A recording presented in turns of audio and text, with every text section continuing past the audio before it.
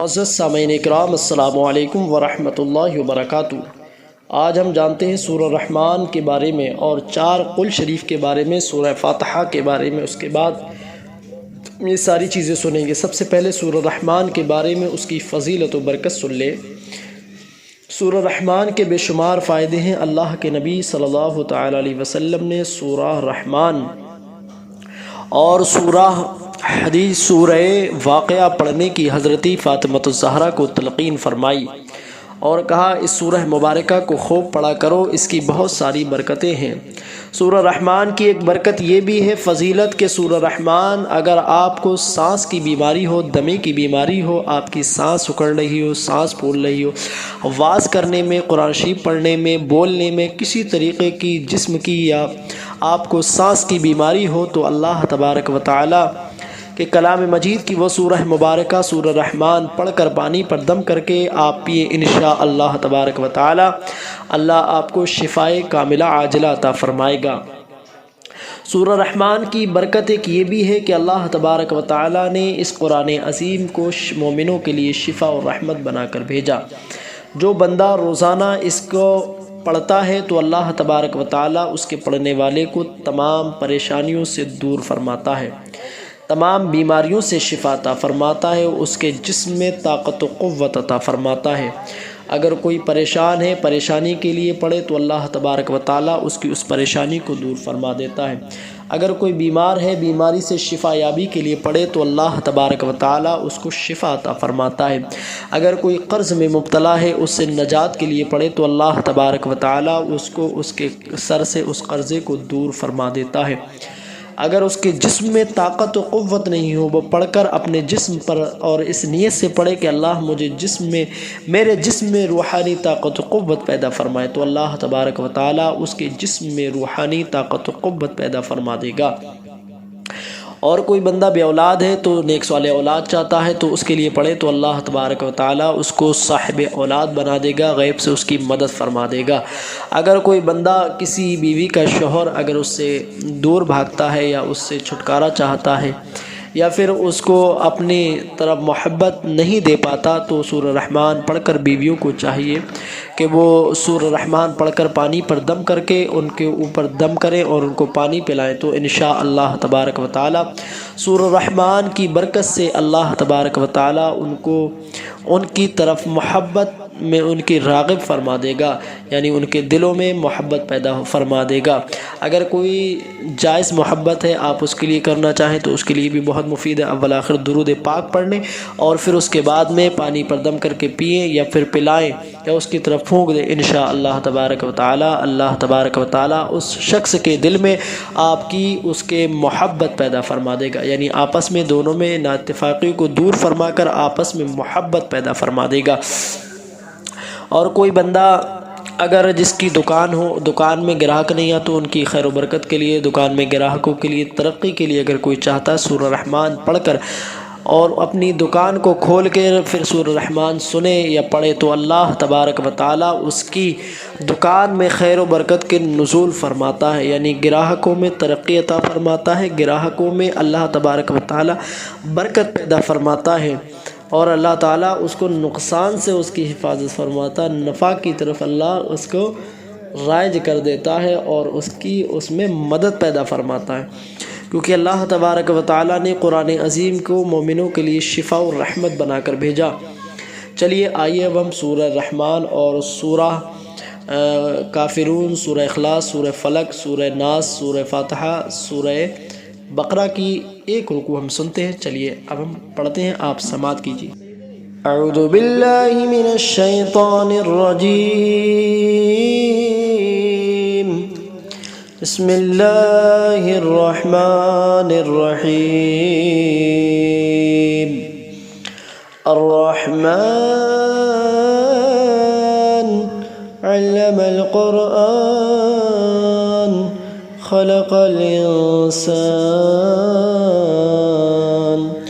علمه البيان الشمس والقمر بحسبان والنجم والشجر يسجدان والسماء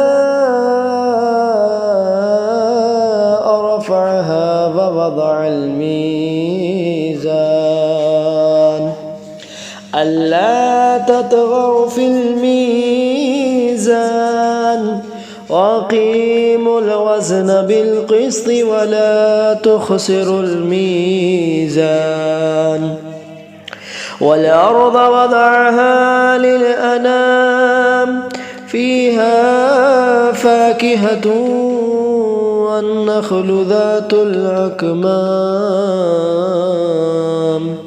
والحب ذو العصف والريحان فبأي آلاء ربكما تكذبان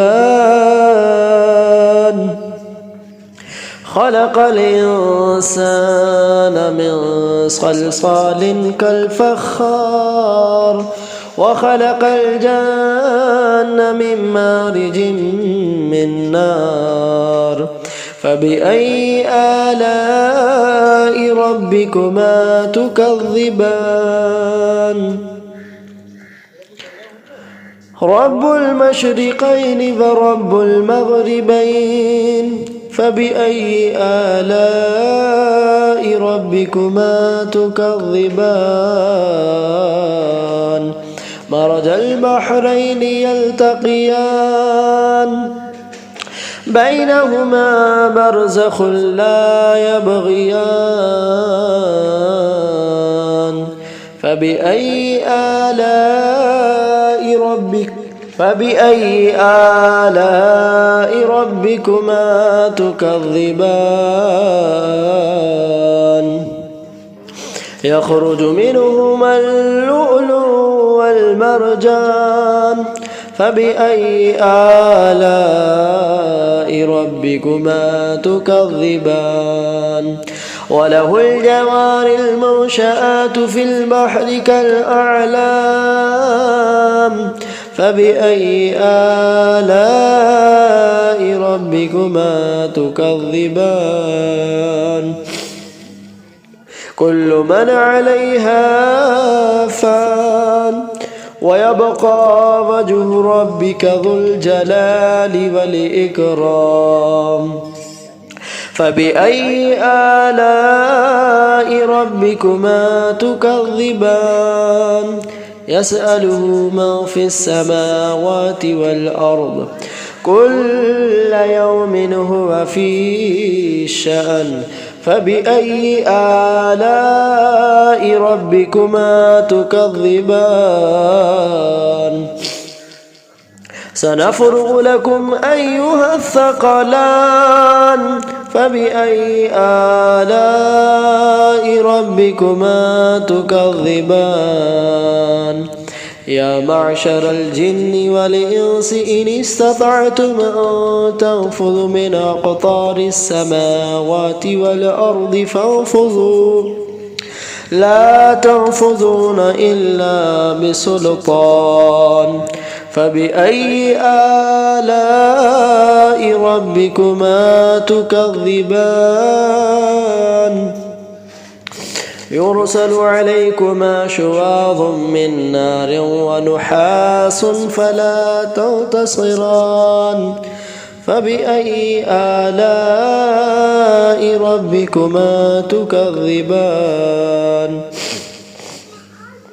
فإذا انشقت السماء فكانت وردة كالدهان فبأي آلاء ربكما تكذبان فيومئذ لا يسأل عن ذنبه إنس ولا جان فبأي آلاء ربكما تكذبان يعرف المجرمون بسيماهم فيؤخذ بالنواصي والأقدام فبأي آلاء ربكما تكذبان هذه جهنم التي يكذب بها المجرمون يطوفون بينها وبين حميم نان فبأي آلاء ربكما تكذبان ولمن خاف مقام ربه جنتان فبأي آلاء ربكما تكذبان ذواتا أفنان فبأي آلاء ربكما تكذبان فيهما عينان تجريان فبأي آلاء ربكما تكذبان فيهما من كل فاكهة زوجان فبأي آلاء ربكما تكذبان متكئين على فرش بطائنها من استبرق وجنى الجنتين دان فبأي آلاء ربكما تكذبان فيهن قاصرات الطرف لم يطمثهن إنس قبلهم ولا جان فبأي آلاء ربكما تكذبان كأنهن الياقوت والمرجان فبأي آلاء ربكما تكذبان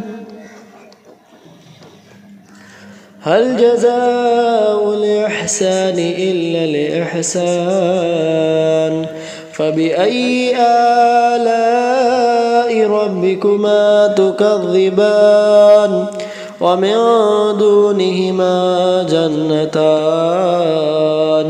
فبأي آلاء ربكما تكذبان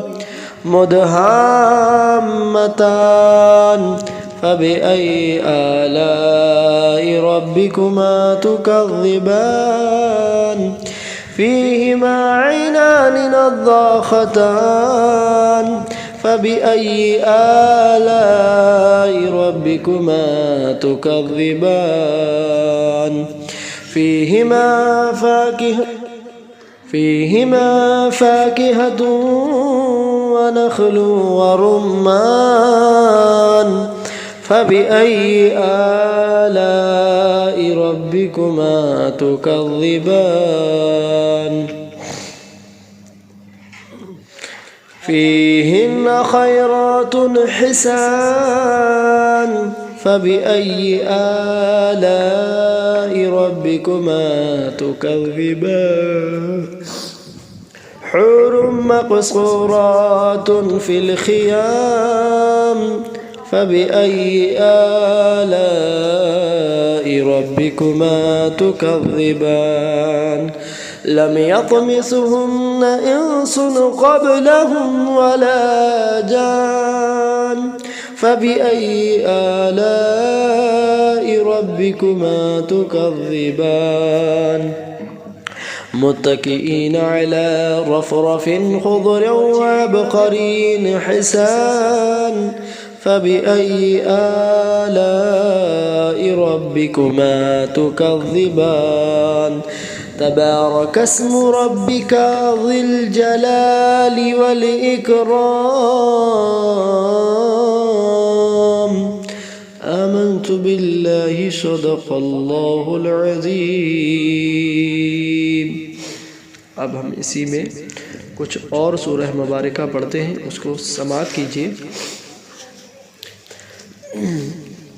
सूरह इखलास, सबसे पहले सूरह काफिरून पढ़ेंगे, सूरह इखलास पढ़ेंगे, फिर सूरह फलक, सूरह नास, फिर सूरह फातिहा। अऊज़ु बिल्लाहि मिनश शैतानिर रजीम। बिस्मिल्लाहिर रहमानिर रहीम। क़ुल या अय्युहल काफ़िरून ला अअबुदु मा तअबुदून वला अंतुम आबिदून मा अअबुद वला अना आबिदुम मा अबदतुम वला अंतुम आबिदून मा अअबुद लकुम दीनुकुम वलिय दीन। बिस्मिल्लाहिर रहमानिर रहीम। क़ुल हुवल्लाहु अहद अल्लाहुस समद लम यलिद वलम यूलद वलम यकुल लहू कुफुवन अहद। बिस्मिल्लाहिर रहमानिर रहीम। क़ुल हुवल्लाहु अहद अल्लाहुस समद लम यलिद वलम यूलद वलम यकुल लहू कुफुवन अहद। बिस्मिल्लाहिर रहमानिर रहीम। क़ुल अऊज़ु बिरब्बिल फ़लक़ मिन शर्रि मा ख़लक़ व मिन शर्रि गासिक़िन इज़ा वक़ब व मिन शर्रि नफ़्फ़ाथाति फ़िल उक़द व मिन शर्रि हासिदिन इज़ा हसद। बिस्मिल्लाहिर रहमानिर रहीम। क़ुल अऊज़ु बिरब्बिन नास मलिकिन नास इलाहिन नास मिन शर्रिल वस्वासिल खन्नास अल्लज़ी युवस्विसु फ़ी सुदूरिन नास मिनल जिन्नति वन्नास। बिस्मिल्लाहिर रहमानिर रहीम। अल्हम्दुलिल्लाहि रब्बिल आलमीन अर्रहमानिर रहीम मालिकि यौमिद्दीन इय्याका नअबुदु व इय्याका नस्तईन इहदिनस सिरातल मुस्तक़ीम सिरातल लज़ीना अनअमत अलैहिम गैरिल मग़दूबि अलैहिम वलद्दाल्लीन। बिस्मिल्लाहिर रहमानिर रहीम। अलिफ लाम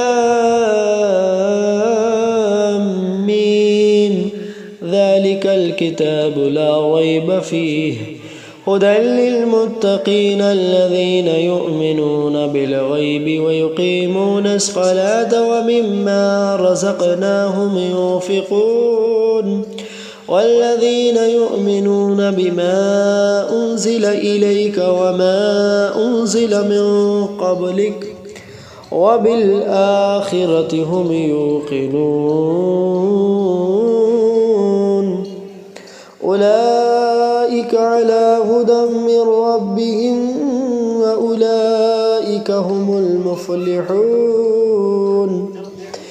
इन्नल्लज़ीना कफ़रू सवाउन अलैहिम अअन्ज़रतहुम अम लम तुन्ज़िरहुम ला युमिनून। ख़तमल्लाहु अला क़ुलूबिहिम व अला समइहिम व अला अबसारिहिम ग़िशावतुन व लहुम अज़ाबुन अज़ीम।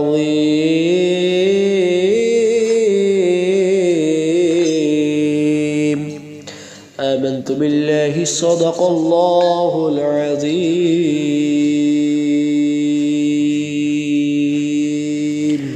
रात जो हमने सबसे पहले सूरह रहमान और सूरह फ़ातिहा जितनी भी सूरह मुबारका चारों कुल शरीफ पढ़े हैं, हमने सूरह बकरा की एक रुकू पढ़ा। या अल्लाह तबारक व तआला इसके पढ़ने में जो हमारी गलती हो या अल्लाह उसे मुआफ़ अता फ़रमा।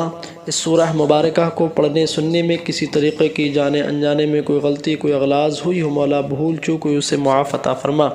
یا اللہ ہمارے اس پڑھنے سننے کو اپنی بارگاہ میں قبول عطا فرما، اس کی برکت سے ہم سب کی تمام پریشانیوں کو دور عطا فرما، ہم سب کے ایمان عقیدے جان مال عزت آبرو کے حفاظت عطا فرما۔